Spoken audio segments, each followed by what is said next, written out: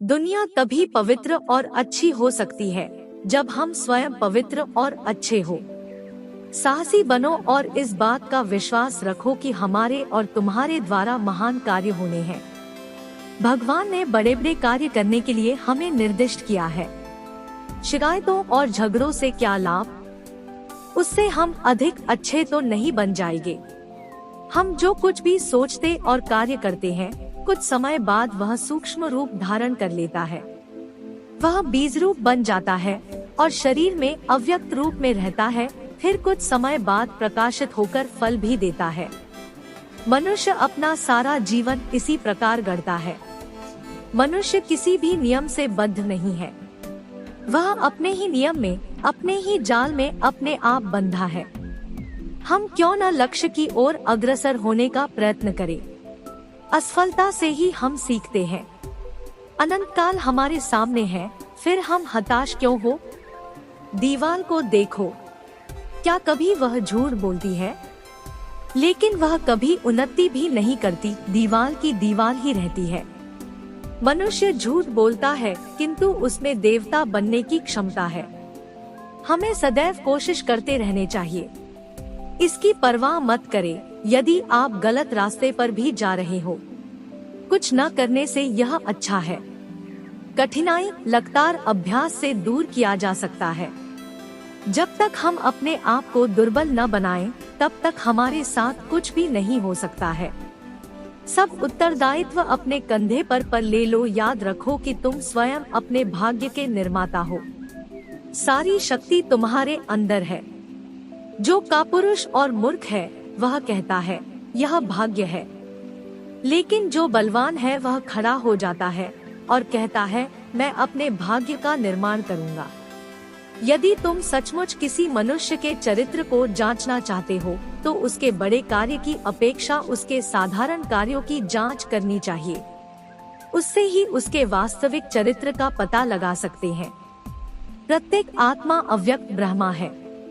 ब्रह्मा एवं अंत प्रकृति को वशीभूत करके आत्मा के इस ब्रह्माभाव को व्यक्त करना ही जीवन का परम लक्ष्य है।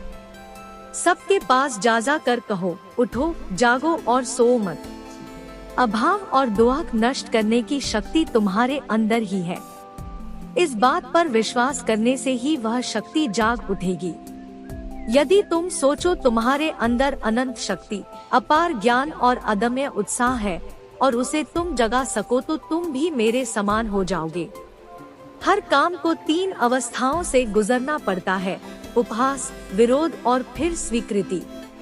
जो मनुष्य अपने समय से आगे का विचार करता है, लोग उसे गलत समझते हैं।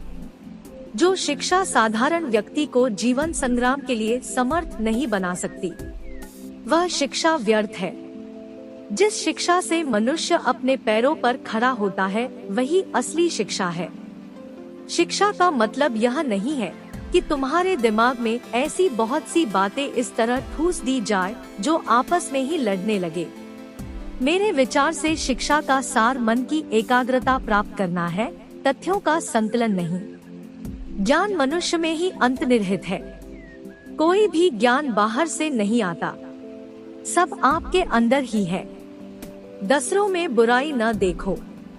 बुराई अज्ञान है, बुराई दुर्बलता है। लोगों को यह बताने से क्या फायदा कि वे दुर्बल है। आलोचना और खंडन से कोई लाभ नहीं होता। बड़े काम में बहुत समय तक लगातार और असामान्य प्रयत्न करना पड़ता है। तुम इस बात के लिए कृतज्ञ हो कि इस संसार में तुम्हें निर्धन पर दया करने का अवसर मिला। दुष्कर्म द्वारा हम केवल अपना ही नहीं वरन दूसरों का भी अहित करते हैं, और सत्कर्म द्वारा हम अपना और दूसरों का भी भला करते हैं। कर्मयोग के अनुसार बिना फल उत्पन्न किए बिना कोई भी कर्म नष्ट नहीं हो सकता। प्रकृति की कोई भी शक्ति उसे फल उत्पन्न करने से नहीं रोक सकती। अगर मैं कोई बुरा कर्म करूं तो उसका फल मुझे भोगना ही पड़ेगा।